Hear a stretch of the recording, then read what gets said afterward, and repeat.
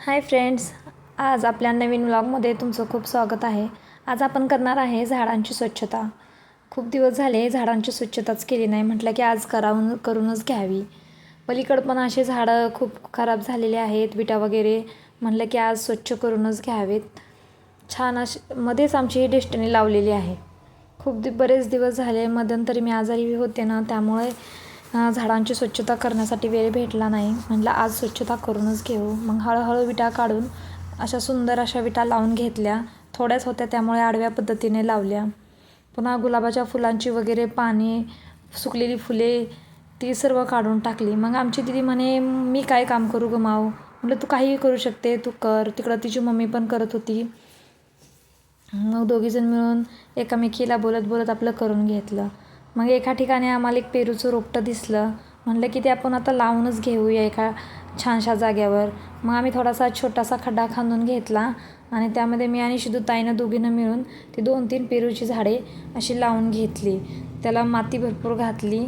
पण जरा छोट्याशा कोपऱ्याच्या शेडच्या बाजूला असल्यामुळे येते की नाही याची गॅरंटी जरा कमीच होती.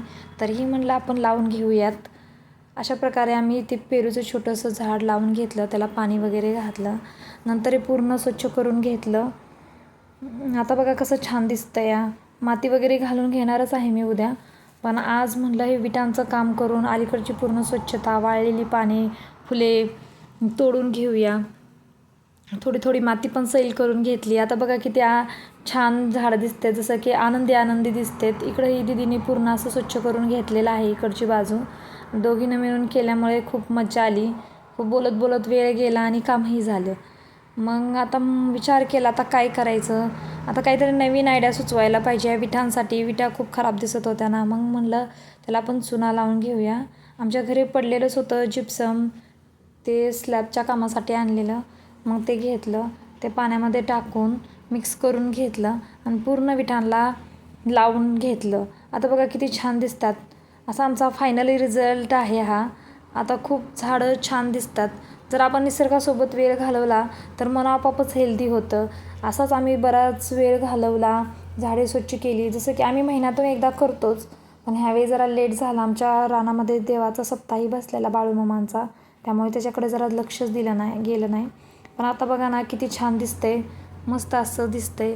आपण जर थोडंसं प्रेम आणि थोडीशी काळजी जर झाडांना दिली तर ते आपल्याला भरपूर प्रेम आणि फुले हे देतच असतात. मग नंतर म्हणलं शिदूताईला आपण पाणी घालून घेऊया. सगळ्या पूर्ण झाडांना आम्ही पाणी घालून घेतलं. आमच्याकडे भरपूर पाणी बोर असल्यामुळे आम्ही मोटर चालू करूनच पाणी घालून घेतो.